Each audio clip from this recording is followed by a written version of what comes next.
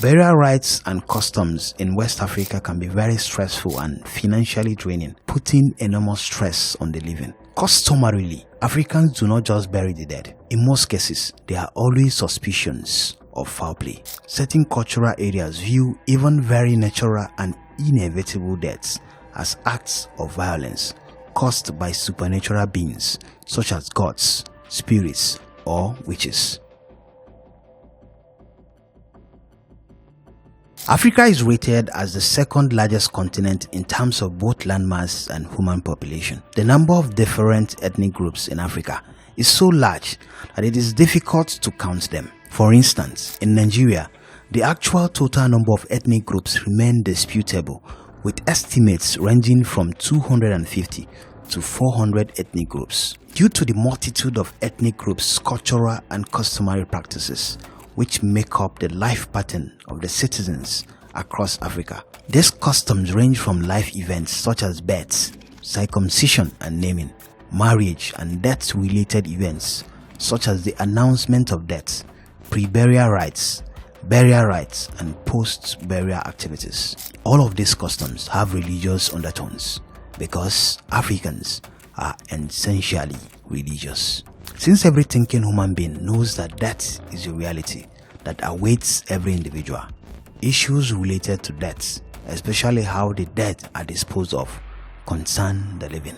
In Africa, given their communal lifestyle and beliefs in the afterlife, burial and its related activities are usually handled communally. However, customs among the various ethnic groups include a range of practices. Among Africans, death is a transition to life in another realm that continues to impact life here on earth. African burial customs involve and influence things such as place of burial, day of burial, positioning of the grave, burial rites for maternal relatives of the deceased, the village and the community, corpse dressing and placement in the coffin, coffin positioning in the grave, and post-burial rites. Now, here's the question. What is death to Africans? Though understood as an inevitable occurrence that befalls mankind, death is regarded as an event that transits people from this earthly life to the spirit world. For the Akan people of Ghana, it is the transition point. The Igbo people of Nigeria describe death with the adage "Onwu Zorowa," meaning death is universal. While for the Yoruba race, death is often thought as the beginning of another stretch of existence. Hence, while birth is seen as the onset of life, death is taken for its termination. According to Julius Ugu Naji, the Odezuli Igbo tree of Nikeigwe, Enugu in eastern Nigeria, death is an event that makes humans breathless and lifeless, yet sets them on a journey to the spirit world. To authenticate the fact that one is dead in Igbo land, those around observe the body, touch it, talk to it, and even yell at it to see if there is any response or reaction. In the absence of any response or reaction, the temperature of the body is observed, and if found to be cold and the body is stiff, then it is accepted that the person is dead. Close relatives are invited to confirm the state of the body of the deceased for the avoidance of doubt. This is done to enable the relatives of the dead person to set things such as his property, wealth, documents and other important items in order before public announcements are made. It is regarded as an antidote to theft, misplacement, or displacement of those items by other individuals or groups of people. On the other hand, when a titled man dies, no one announces the death until other titled men are informed. No one cries before the notification of other titled men. This protocol is taken very seriously. Quarrels have arisen over cases in which somebody announced the death of a person when he was not authorized to do so. Even today, a medically certified death remains secret until the culturally acceptable person makes the pronouncement. In some places, the paternal and maternal relatives are visited and given specified items such as wine and live animals before they give the nod for the announcement to be made. A case of reference is that of Chinua Achebe. It was reported that despite technological advancements and the fact that barely hours after Achebe died, the internet was agog with the news. A member of his mother's family, in response to a journalist's inquiry, responded, "We have not yet been informed." According to Igbo tradition, there is a laid-down procedure for breaking the news of death. especially that of a great man. The first group to be informed is the deceased's immediate family. Afterward, the extended family is told.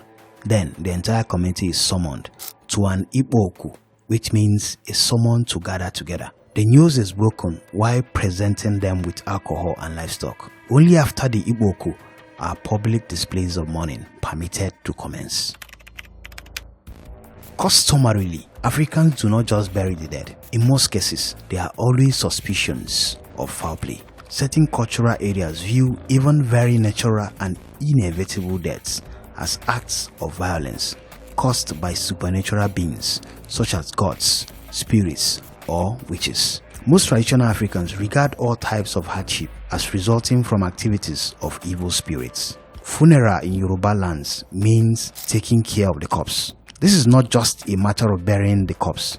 It involves a series of rituals performed before and after the burial of the deceased. But the circumstances of death and religious affiliation of the deceased largely determine the kind of funeral rites to be performed. The rites also vary from locality to locality. In some communities, the first step taken at the moment of death is to ascertain the cause of death. When by their consultations with diviners, they ascertain that someone's death is not natural, they engage in certain rituals before the burial. This they do because they believe it will spare the soul of the deceased person from possible molestation by evil spirits on its way to ancestorship.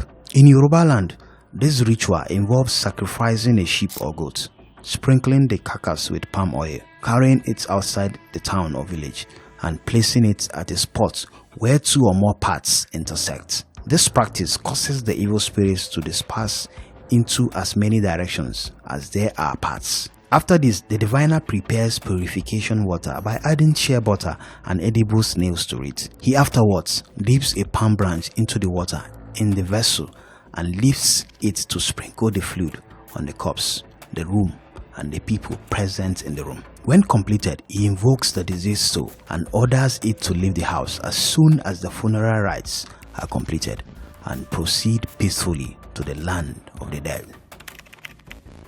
Among the Akan-speaking people of Ghana involve the presentation of articles for the burial exercise. Those who present the donations are the head of the deceased lineage and his relatives, the children of the deceased, the paternal relations, the political leader of the unit to which the deceased belonged, widowers or widows, and close friends of the deceased. Items that are donated range from pieces of clothes to rings and sums of money tied in handkerchiefs, mats, pillows, and toiletries.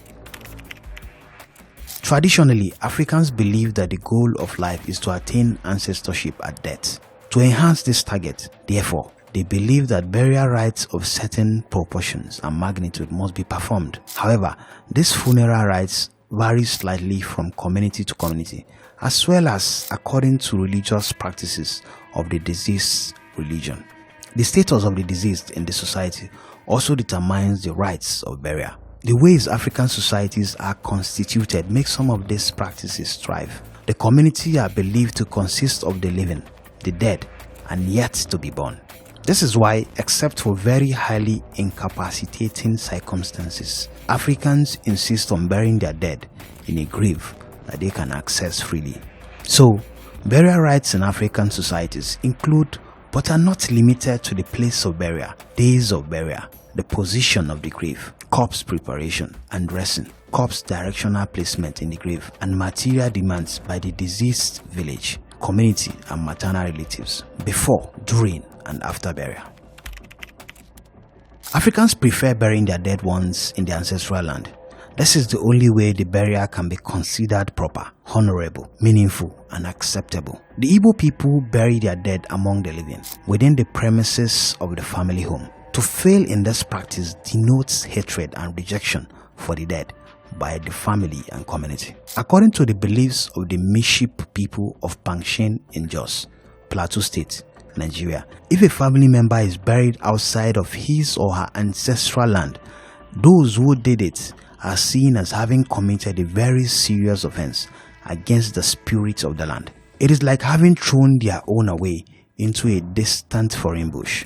In South Africa, while laying in state, Xhosa tradition requires a family elder to be beside the corpse and explain to its spirit what is happening. In Igbo land in eastern Nigeria, the various days on which burials are permitted or prohibited center around 4 market days called Eke, Orie, Afo, and Nkwo. On these market days, various communities assemble to buy and sell. Because of their communal lifestyle, the people make laws as to what should be done during certain days of the week. The laws in some communities forbid any family from scheduling burials on certain market days.